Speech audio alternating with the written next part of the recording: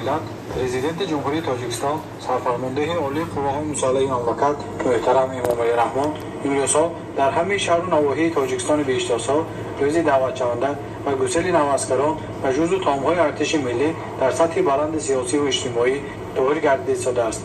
مقامات اجرایی حکومت دولتی شهر استرابشان نقشه در دعوت بهارانه گسیلاندن حامیان وطن را تحریزی نمودند. خدمت در صف‌های قوه‌های مسلح مملکت مهمترین مکتب آبوتاب حیاتی و رسالت مقدس شهروندی هر یک جوان با ننگ و ناموس محسوب می‌یابد. این را هر یک جوان شهر استرابشان ولایت سوخ به خوبی درک کرده آمادگی خود را برای خدمت اختیاری در صف‌های ارتش ملی ابراز می‌دارد.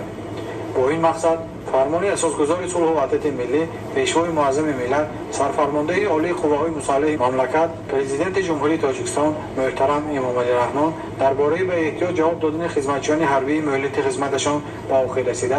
و دعوت نوبتی جوانان سالهای تولدشان 1996 و 2005 به صف‌های قوه‌های مسلح جمهوری تاجیکستان را سرمشق عمل قرار داده امروز جوانانی که با ننگ و ناموس شهر جهت حمایت مرز و بوم و صداقت به پرزیدنت مملکت و طور اختیاری راه سوی قسم‌های حربی و جزو تام‌های ارتش ملی گرفتند و افتخار گسیل با تنطنه جوانان خوشبخت دوران صاحب استقلالی کشور برای خدمت سربلندانه در صف‌های قوه‌های مسلح تاجیکستان برای روز دعوت شونده امروز در ورزشگاه مرکزی شهر استرابشان نمایش متنطن دایر گردید. مسئولین مقامات اجرایی حکومت دولتی شهر نماینده پدر و مادران نواسکران زیاده از 6000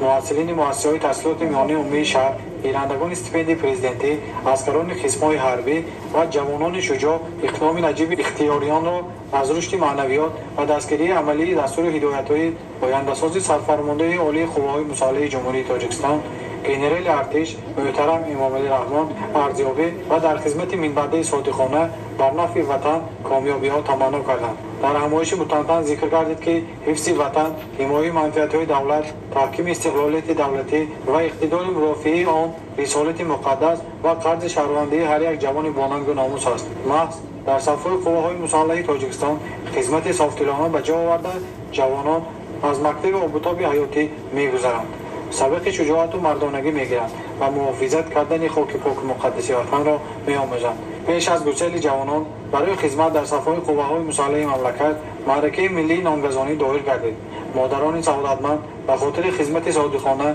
برای خلق و وطن و صحت و سلامت برگشتن افسران و جگرگوشه‌هایشان نان گزانیده فاتحه نیک دادند. سپس از طرف افسران خصم‌های حربی گذشت نظامی و مشق‌های تاکتیکی نمایش داده شد. برای نواسکران تحفه‌های مقامات اجرایی حکومت دولتی شهر تقدیم نموده و در آخر برای نواسکران از طرف بخش فرهنگی مقامات اجرایی حکومت دولتی شهر استرابشان برنامه فرهنگی صدا داده همه باره